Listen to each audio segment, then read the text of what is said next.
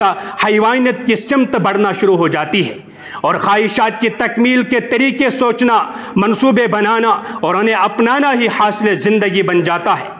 यह बहुत कमतर मकसद हयात है जो अज़मत और शरफ़ इंसानी के मनाफी है।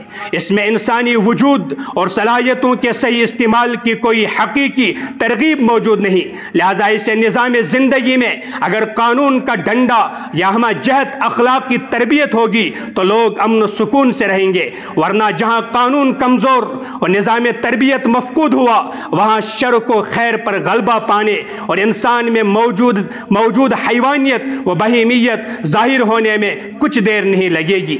इसलिए सिर्फ कानून और अखलाकी तरबियत के सतूनों पर पूरी इंसानी ज़िंदगी की बुनियाद रखना दुरुस्त नहीं, बल्कि इसका नतीजा ये होगा जहाँ कानून मौजूद नहीं वहाँ बुराई से रुकना नहीं पाया जाएगा, और जहाँ तक अखलाक की तरबियत का ताल्लुक है तो उसकी हकीकत एक ख़ास अंदाज पर जहनी सोच डाल देना। लिहाजा ये अमर बआसानी मुमकिन है कोई शख्स अपने ज़ाती व मादी मफादात की खातिर अखलाकी कवानीन का इनकार कर दे। ऐसी सूरत में कोई इसका क्या बिगाड़ सकता है, कौन उससे अखलाक की पैरवी पर मजबूर कर सकता है।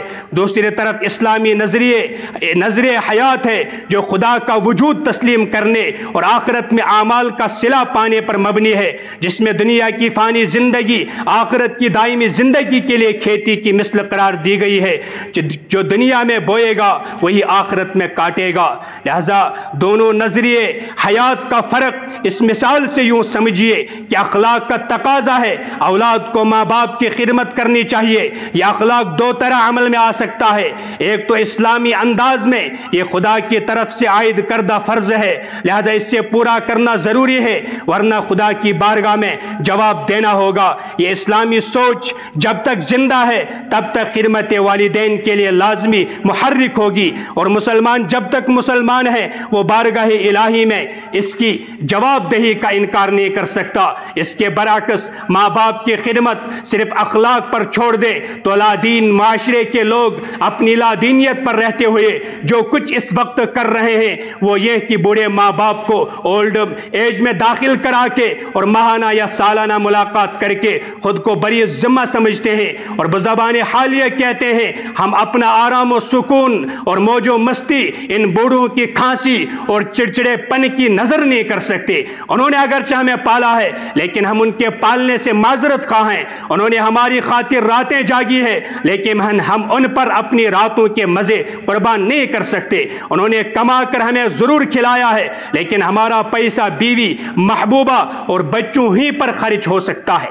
वाजिबुल एहतराम ये है इनकार खुदा और खालिस मादियत पर मबनी व अखलाकी ताकत व तरबियत जो एक लम्हे में रेत की दीवार की तरह ज़मीन बोस हो जाती है, और यह है वो तर्ज ज़िंदगी जिसका तरबियत याफ्ता मुहज़्ज़ब कानून का पाबंद कहलाने वाले पूरे मगरबी मुआशरे में मुशाहिदा किया जा रहा है। माँ बाप की खिदमत में ये फ़र्क कहाँ से आता है? ये दर हकीकत मुसलमान और गैर मुस्लिम के नजरिए हयात से पैदा होता है कि कानून और तरबियत का वजूद नबी हो तब भी खुदा व आखिरत पर सच्चा ईमान ही उससे बावकार बाखलाक बाकिरदार जिंदगी गुजारने और दूसरों के हुकूक अदा करने पर मजबूर कर देता है। जबकि दूसरी तरफ कानून व तरबियत जहाँ गायब हुए वहाँ अखलाक व किरदार सब ख़त्म हो जाते हैं। लिहाजा मोहतरम सामीने किराम, चनाचे हम सब का दीनी व अखलाकी फरीज़ा है कि हम तमाम इस मकसद हयात को खुद भी समझे और बनो आदम के एक फ़र्द को भी इस मिशन की तालीम देकर अपनी नजात को यकीनी बनाकर माल के हकीकी से जा मिले। उठ के जुल्मत हुई पैदा उफ़ुक़ के खाविर पर, उठ के जुल्मत हुई पैदा उफ़ुक़ के खाविर पर, बज़्म में शोले नवाई से उजाला कर दे। वमा अलैना इल्लल बलाग। वस्सलामु अलैकुम व रहमतुल्लाह।